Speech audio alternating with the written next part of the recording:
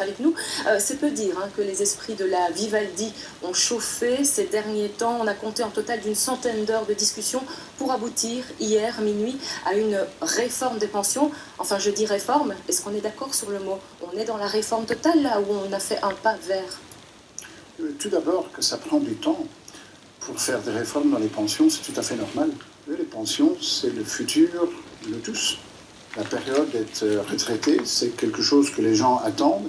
Et quand on fait des changements là-dedans, il faut le faire avec rigueur, il faut le faire d'une manière bien sensée. Donc que ça prend du temps, je trouve ça tout à fait normal. Qu'au sein du gouvernement, quand vous avez 7 partis qui ont des points de vue qui sont différents, c'est tout à fait normal aussi.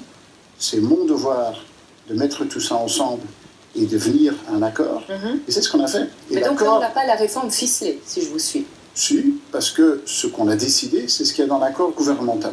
L'accord gouvernemental qui augmentait les pensions minimum à 1 500 €, mais en échange, on disait, l'accès à cette pension minimum, il faut qu'il y ait une vraie condition de travail. Et là, vous entrez dans les détails, et je me permets d'ailleurs de vous interrompre, excusez-moi, parce qu'on a effectivement suivi la conférence de presse, vous y étiez, et je vous propose de voir avec Rachel Crivellaro tous les détails de cette réforme, et puis on y revient avec vous. Merci, monsieur Decroix. Des traits tirés, des mines fatiguées par les heures de palabres, mais enfin la Vivaldi a trouvé sa boussole. C'est que travailler soit mieux récompensé aussi dans la pension. Pour ce faire, le gouvernement recadre l'accès à la pension minimum, fraîchement revalorisée. Celle-ci s'élèvera jusqu'à 1 630 € net à partir de 2024. Mais pour y avoir droit, il faudra remplir 2 conditions. 30 ans de carrière minimum et durant cette période, au moins 20 ans de travail effectif à 4/5e temps ou pour le dire autrement, 16 ans à temps plein. Certaines périodes seront-elles assimilées à du travail effectif? Oui, l'invalidité, les congés de maternité, d'allaitement ou encore pour soins palliatifs seront considérés comme du travail. Certaines inégalités entre hommes et femmes sont corrigées, notamment avec une revalorisation pour celles qui ont travaillé à temps partiel avant 2001. Enfin, pour encourager les travailleurs âgés à rester actifs plus longtemps, le gouvernement réactive un bonus 300 à 500 € par an pour ceux qui continueront à travailler au-delà de l'âge de leur pension. Nous voulions des mesures positives pour que les travailleurs restent plus longtemps à l'emploi, mais de manière volontaire. Ça répond à l'objectif d'augmenter le taux d'emploi. Précisons que cette réforme ne touche pas à l'âge légal de départ à la pension, actuellement 65 ans, 66 ans en 2025 et 67 ans en 2030. Les mesures de la Vivaldi, elles, doivent en principe entrer en vigueur en 2024. Voilà, monsieur Decroix, je reviens vers vous après tous ces détails. Votre objectif, financer encore les pensions à l'avenir, rendre le système soutenable financièrement, est-ce que vous considérez qu'on l'a atteint aujourd'hui? On a fait un pas en avant énorme. Parce que quel était le vrai défi de notre système de pension? Vous savez, les pensions d'aujourd'hui, c'est qui les paye? C'est les gens qui travaillent aujourd'hui. C'est le travail qui paye les pensions.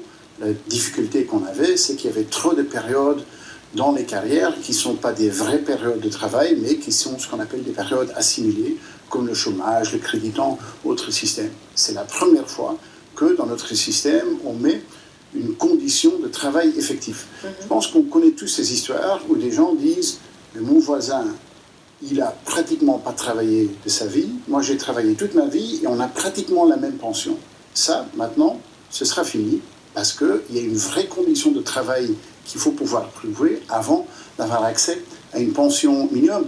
Le financement de nos pensions, le plus qu'on travaille, le mieux ce sera financé. Et donc, valoriser le travail dans la pension, c'était ça l'objectif. Et ça, celui-là, on le réalise ici. Alors, ce soir, vous avez l'air satisfait. On doit avouer que tous, journalistes, quand on vous a vu à la conférence de presse ce matin, c'est pas l'impression que vous aviez donnée. Vous aviez l'air agacé, vous avez dit vous-même qu'on n'était pas allé assez loin, et il y a d'autres membres, des présidents de parti de votre majorité, MR, Socialistes Flamands, CDNV, qui ont affirmé, par réseau interposé, que ces mesures-là, elles n'étaient pas allées assez loin. Donc je vous repose la question, Est-ce qu'on est allé assez loin là aujourd'hui? Parce que j'ai agacé, je ne pense pas que j'ai été agacé, honnêtement.